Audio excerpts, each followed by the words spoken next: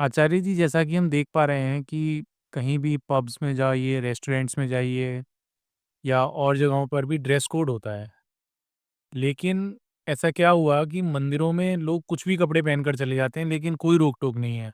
आप किसी भी अन्य धर्म को देखेंगे, तो वहाँ पर भी जो उनके पूजा की स्थली होती है, वहाँ पर आने के लिए कप कोड होता है कि आप ये कपड़े पहनिए, आप ऐसे वस्त्र पहनकर आइए।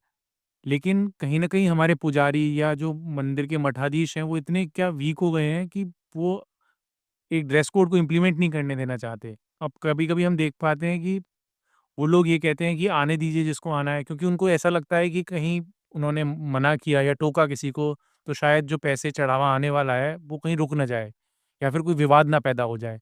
तो जो धर्माचार्य हैं, क्या वो इतने कमज़ोर हो गए हैं कि वो अपने प्रेमाइसेज़ में जो कपड़े हैं या जो ड्रेस है, उसको इम्प्लीमेंट नहीं करवा पा रहे हैं? प्रियांशु जी, आज ये आपने जो प्रश्न किया है, ये हिंदू समाज के लिए आपने एक बहुत ही उचित प्रश्न किया है, मैं ऐसा मानता हूँ। जिनके ऊपर धर्म को सुरक्षित रखने की ज़िम्मेदारी थी, उत्तरदायित्व था, उन लोगों ने पैसे खाने और कमाने के चक्कर में सारी व्यवस्थाओं को खंडित करके रख दिया। आज लगभग, अगर मैं सभी को नहीं कहूँगा, लेकिन 90% मंदिरों के अंदर जो हमारे ब्राह्मण, जो जिनके ऊपर उत्तरदायित्व है, मंदिर की व्यवस्था का उत्तरदायित्व है, आज वो अपने उत्तरदायित्व का निर्वाह नहीं करते। आज उनका संबंध जो है वो खाने और कमाने से होता है। जो मंदिर के अंदर पूजा-पाठ करने के लिए आ रहे हैं, उनको वो एक ग्राहक की तरह समझते हैं कि हमारा ग्राहक आ रहा है। अगर मैंने ग्राहक को नाराज़ कर दिया या हमने इसे टोक दिया, इसे कपड़ों के ऊपर टोक दिया, तो कहीं हमारी ग्राहकी ना चली जाए। डरते हैं कि कहीं हमें जान से ना मार दे। मैंने पहले कहा, जिनके ऊपर धर्म को बचाने का उत्तरदायित्व है, आज उन्हीं की वजह से धर्म जो है उपहास का कारण बना हुआ है। आज आप देख रहे हैं समाज के अंदर ये पाखंडी संत रामपाल, ये अपने आप को डिग्रियां लिखने वाले आचार्य प्रशांत जैसे लोग, आज ये लोग अगर धर्म का उपहास उड़ा रहे हैं, तो ये इन्हीं लोगों की वजह से उड़ा रहे हैं। और सबसे बड़ी बात ये है, अधिकांश मंदिरों में तो जो पंडित बैठे हुए हैं, उन पे वेद मंत्र तक बोलने ही नहीं आते। उन पे मंत्रों का सही प्रकार से उच्चारण नहीं करना आता। पता नहीं कहाँ-कहाँ से आते हैं और ये मंदिर की व्यवस्थाएँ सँभालने लग जाते हैं। आप देखेंगे कि हमारे जो सिख समाज है, वो गुरुद्वारे के अंदर कितनी अच्छी व्यवस्थाएँ हैं कि वहाँ पे महिलाएँ, पुरुष वहाँ एक व्यवस्था के माध्यम से आते हैं। सिर के ऊपर कपड़ा होता है महिलाओं का, पूरे कपड़े पहनकर आते हैं। वो अपने घरों में किस प्रकार से रहते हैं, वो उनका अपना निजी जीवन है। लेकिन अगर वो अपने वो गुरुद्वारे के अंदर आते हैं, तो वहाँ पे नियमों का पालन करते हैं। मैं और संप्रदायों की बात करूँगा यहाँ पर। आज और अलग संप्रदायों के अंदर भी नियम है, उनके नियम के पालन किए जाते हैं।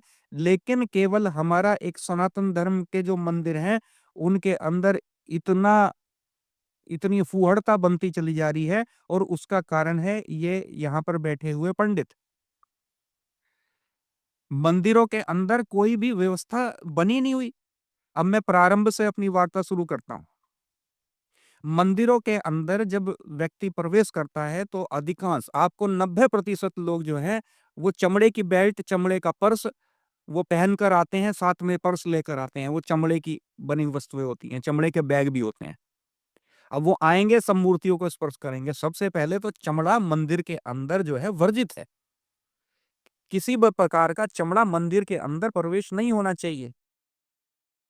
लेकिन किसी प्रकार से कोई भी पंडित किसी को भी टोकने के लिए तैयार नहीं है। यहाँ तक कि हनुमान जी की मूर्ति पर आएँगे और मूर्ति को स्पर्श कर लेंगे आकर।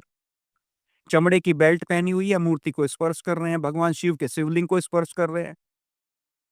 मैंने मंदिरों के अंदर कई ऐसे लोगों को रोका, अधिकांश लोगों को रोका। मैंने उनसे पूछा कि भाई मीट, मांस, अंडा खाते हो? उन्होंने कहा, हाँ जी, मंगल और शनिवार छोड़ के हम अंडे और मीट, मांस खाते हैं। मैंने कहा, तो हनुमान जी की मूर्ति को स्पर्श क्यों कर रहे हो तुम? कह दी, हमें तो किसी ने कुछ बताया नहीं। हमने पंडितों से पूछा, उन्होंने कहा, अब उनकी जो है, आप उनके शब्द सुनिए। वो कहते हैं कि हमें मंदिर कमेटी वाले जो है ₹4000 देते हैं, तो हम किससे पंगा लेंगे? ये हमारे सनातन धर्म ऐसे लोगों के हाथ में जा चुका है जहां पर धर्म सुरक्षित नहीं है। आज इसी वजह से आज इस्लाम इतना ज्यादा बढ़ चुका है कि आज हमारे मंदिरों के अंदर धर्म तो सिखाया ही नहीं जाता। मंदिर की व्यवस्थाएं जो है वो पंडितों के हाथ में है, और पंडित जो है वो अधीन है मंदिर कमेटी के। मंदिर कमेटी की आप व्यवस्था देख लीजिए। मंदिर कमेटी के अंदर जिनका पूजा पाठ से, मंदिर मंदिर से, हवन से, पूजा पाठ से कोई मतलब नहीं है, वो मंदिर के कर्ता धर्ता बने हुए हैं। ये अधिकांश स्थान पे आपको मिलेगा।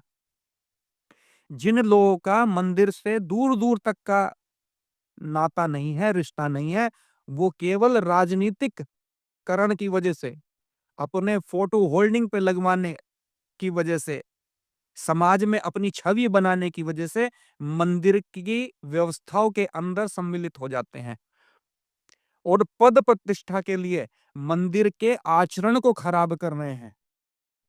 और ये सब हमारे समाज के अंदर केवल मंदिरों के अंदर हो रहा है। जिन लोगों पर गायत्री मंत्र तक पढ़ना नहीं आता, समाज में गुंडे प्रवृत्ति के, आपराधिक प्रवृत्ति के लोग मंदिर कमेटियों के अंदर मुख्य पद पर बैठे हुए हैं, तो मंदिर की हालत क्या होगी।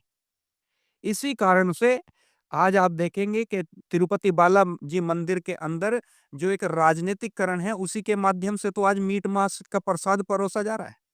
कोई भी महिला अगर अंदर प्रवेश करती है तो ये मंदिर की कमेटी इसको निर्धारित करे।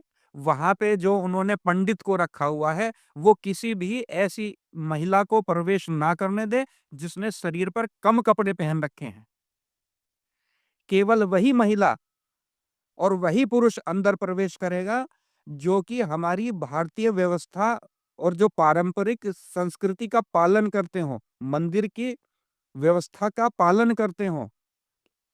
आज हम पुरुष समाज, केवल स्त्रियों को ही नहीं बोलेंगे, पुरुष समाज को देखिए, पैंट कमीज चमड़े की बेल्ट पहनकर मंदिर के अंदर प्रवेश कर जाते हैं। ये कौन सा तरीका है? क्या कुर्ते पजामे नहीं है? धोती कुर्ता आप नहीं पहन सकते? लेकिन ये पाश्चात्य संस्कृति जो हमारे अंदर आ गई है, इसने हमारे धर्म का समूल नष्ट कर दिया। आप और संप्रदायों में चले जाइए, उनके अपने ड्रेस कोड हैं, लेकिन ये हमारा हिंदू समाज एक ऐसा है, आज इसके पतन का ही कारण एक ये है, केवल एकमात्र यही है कि हम अपने आचरण को भूल चुके हैं, अपने संस्कारों को भूल चुके हैं। और बाद में हम क्या कहते हैं?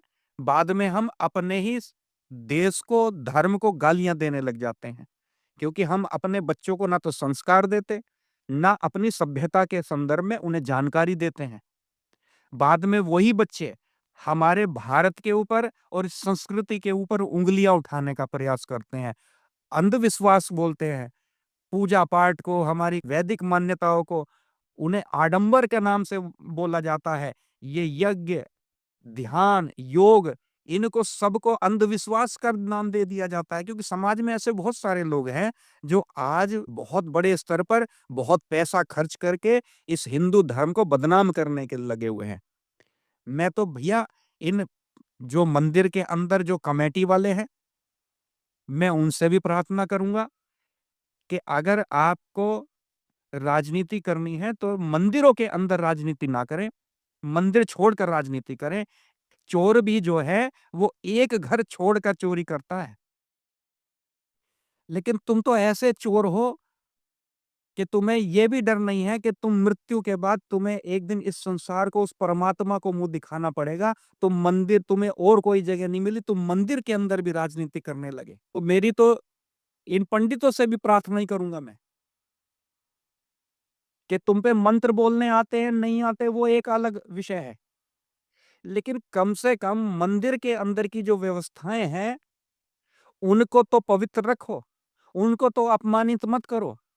ये छोटे-छोटे संस्कार भी अगर तुम बच्चों को दोगे, महिलाओं को बताओगे, अपने मंदिर के अंदर सही प्रकार का आचरण करने दोगे, तो मुझे लगता है इतना भी पर्याप्त होगा। नहीं तो इस प्रकार की दुर्गति जो है, वो जिस प्रकार से हमारे धर्म की हो रही है, ये बांग्लादेशी मुसलमान और यहाँ के स्थानीय मुसलमान मिलकर जिस प्रकार से हमारे धर्म को अपमानित कर रहे हैं, समाप्त कर रहे हैं, ये निश्चित तौर पर आने वाले समय में बहुत शीघ्र इस्लामिक राष्ट्र की ओर हम बढ़ रहे हैं। बहुत जल्द हम अपने धर्म को समाप्त होते हुए अपनी आँखों से देखेंगे।